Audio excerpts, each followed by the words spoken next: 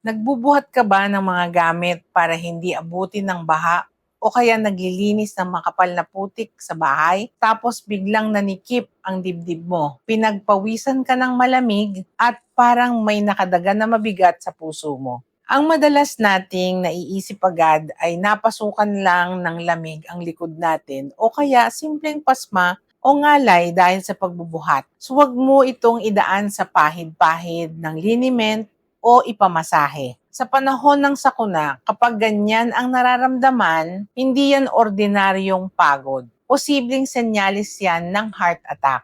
So bakit ba biglang nahihirapan ang puso mo kapag may bagyo? Isipin mo na ang mga ugat mo ay parang tubo ng tubig dahil sa matinding kaba, stress at physical na pagod sa baha. Bumibilis ang pump ng puso natin kapag may nakatago namang maliit na bara sa tubo, hindi makadaan ang sapat na oxygen.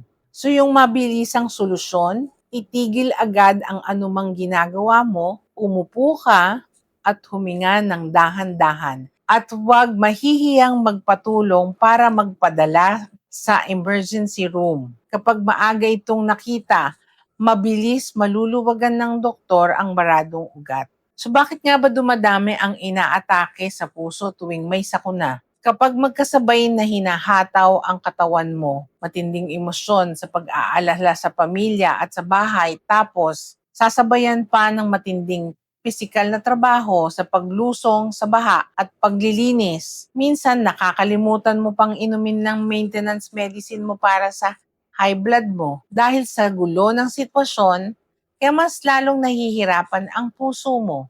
Kapag hinayaan kasi nating mapagod ng husto ang puso, mas lalo itong mahihirapan makabawi.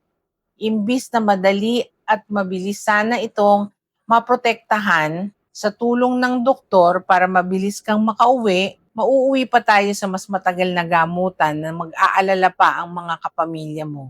Sayang naman ang lakas mo. Kung pwede namang unahin muna ang pagpapahinga. Ang gamit pwedeng palitan o linisin bukas, pero ang puso natin ay iisa lang. Kaya dapat alagaan. Kaya kapag sumikip ang dibdib tuwing may bagyo o baha, itigil agad ang paglilinis o pagbubuhat ng gamit at magpahinga. Tag mo na ang mga kapamilya mong nagbubuhat at naglilinis ngayon para makapag-ingat sila. Follow for more medical truths.